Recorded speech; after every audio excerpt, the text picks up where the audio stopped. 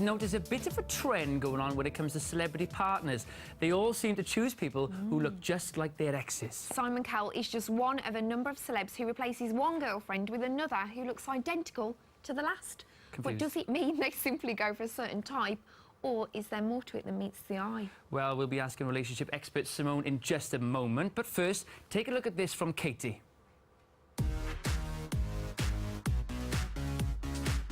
They've all done it, and chances are you have too. That's dating a carbon copy of your ex.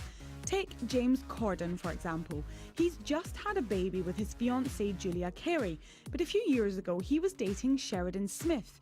Blonde, skinny, same haircut. It could almost be the same person. And then there's Simon Cowell. He's currently engaged to Mishkan Husseini, but before her there was Terry Seymour, Jackie St. Clair and Sunita. No guessing what his type is then. George Clooney loves a brunette as well. Currently dating model Elisabetta Connolly, his exes include models Sarah Larson, Lisa Snowdon and Krista Allen. All tall, leggy and with luscious long locks. Leonardo DiCaprio has been with model Bar Raffaelli for years, but before her he was with supermodel Giselle. Can you spot the difference? And as for Jake Gyllenhaal, there's Reese Witherspoon, Kirsten Dunst and Taylor Swift. All girl-next-door blondes with blue eyes. So, if you thought your ex was irreplaceable, chances are there's someone who's just like them waiting to come along.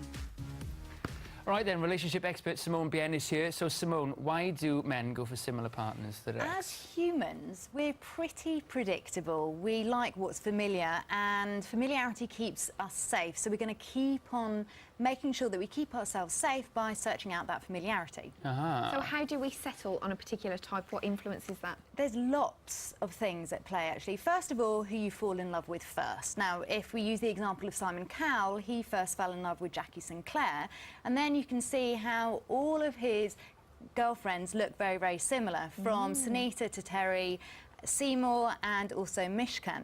So all tall, charming, dark, mysterious. Another great example is Johnny Depp as well, from Winona Ryder first off, then Kate Moss, and his current girlfriend, Vanessa Paradis. Yeah. How tiny and elfin-like their faces are. So it's really interesting, but it's not just all about who you fall in love with, first of all. There are loads of unconscious factors from our past that come into play.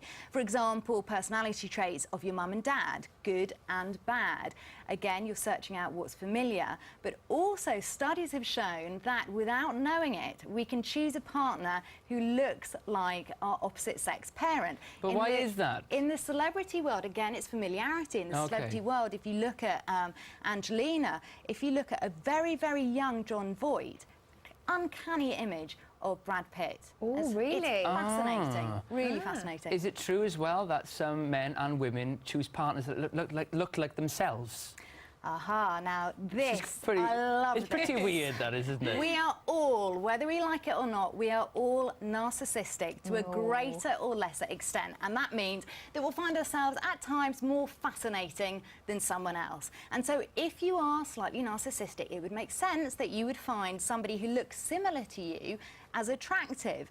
But what's super fascinating is when we look in the celebrity world, there's been some groundbreaking research from the States by a friend of mine, Dr. Drew Pinsky, who actually found out that celebrities tend to have more narcissistic tendencies than the average person on the street. So that means it could be that celebrities are searching out people who look like themselves. And for me, I think you can mention there's Tom Cruise and Katie, even Russell Brand and Katy Perry. Oh, yeah, very much so. Facially, if you look at even Angelina and Brad, they all look very, very similar.